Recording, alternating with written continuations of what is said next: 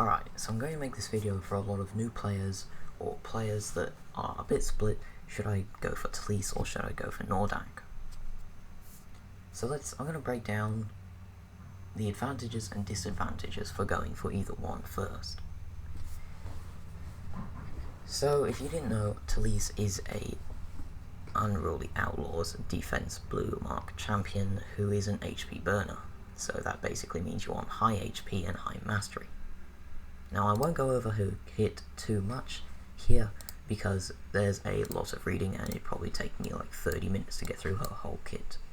But effectively, she does a lot of damage, has some good support, and also, well, actually that's pretty much it. She just has a lot of damage and some support,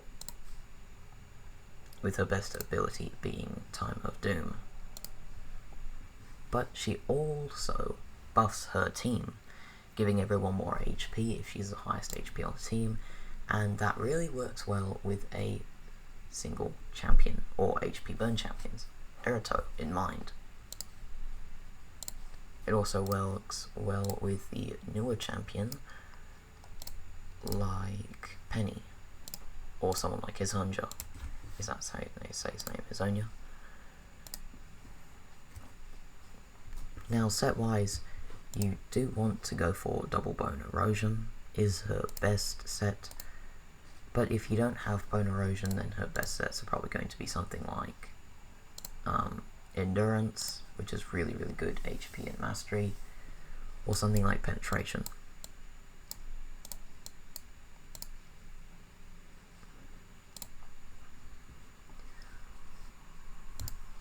So, what are the pros and cons of using her versus Nordak? Well, Arena is kind of the only pro she has, to be squarely honest with you. That's kind of the best place for her. Not to say that she isn't insanely good in dungeons too, but her uses in Arena outweigh her uses in dungeons. At the start of the round, she will get some points if she has the most HP on the team for resonance. And when she enters resonance, she will give everyone on the team block damage for one turn. So if you think of someone like Arena, she's really good. Because effectively that means as soon as you go into an arena battle, everyone gets block damage.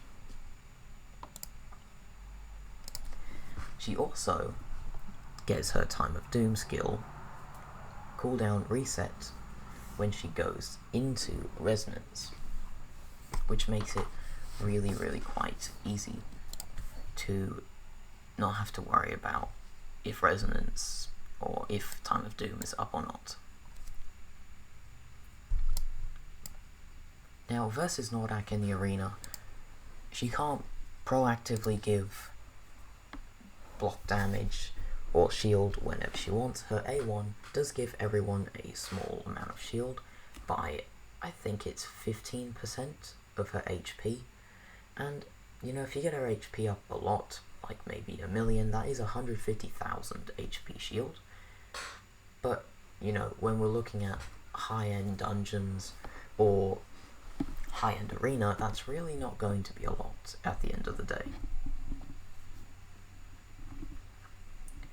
So versus Nordak in support, she really can't compare. But versus Nordak in damage, she wipes the floor.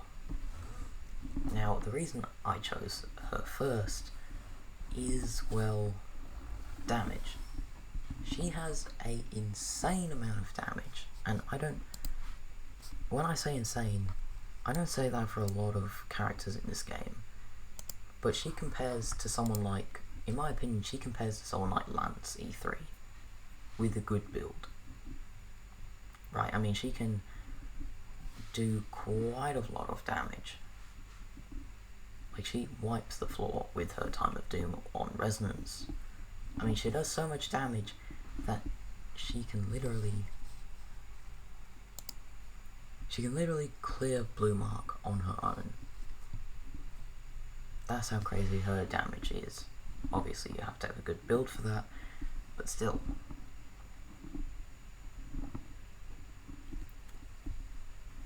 The only problem here is that she can't proactively block damage, and her shield isn't that big.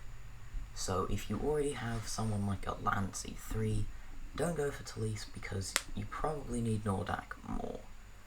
Telyss is only if you really don't have crazy good damage already, and even so, going for Nordak will probably always be better. Telyss is a more risky pick, because, you know, you never know if you're going to get damage later on that's going to be better. And you will get stuck at quite a lot, because you die really easy. For an example, Endless Cloister, you won't be able to get past stage 20. And if you do, you'll probably only get to stage 22, because you'll take so much damage, and as I said, she can't proactively put block damage whenever she wants, which makes her really vulnerable and really squishy. But in that same case, oh, whoops, I do not have any tower keys, but she can clear this on her own, which is really quite nice. But I mean, I don't think anyone's struggling there anyway. But where a lot of people probably are struggling is Unruly Outlaws. Unruly Outlaws is not an easy area to get through. Not at all. And of course I do have heroes like Hania to help me get through this. But she, I mean, look at that damage. This is stage 21. And look at the health bars. Like, they are not small health bars. And she just literally one-shots versus everyone else's build. Now granted, she is E4, but, you know, that is a lot of damage. Though she is my best built hero on my account. Though don't be fooled by all of this, Nordak is still 100% of the time going to be the better pick for any account. Though it would be, I guess, wrong of me to say that she is not to not be considered. telyss is kind of interesting. In my opinion, the best, like, if you want to level someone's exclusive, like a Mythic's exclusive, really, really quickly, the best thing to do is focus Arena. Like, as soon as you get campaign done, then, like, full focus Arena. And telyss will help you do that massively.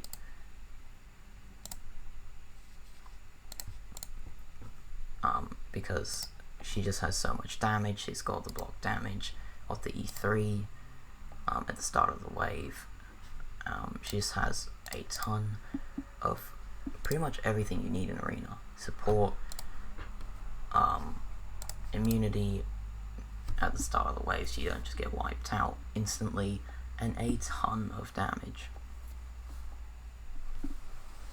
And for me, at least on this account, the best thing to do, and how I got her to E4 so quickly, was Arena competition.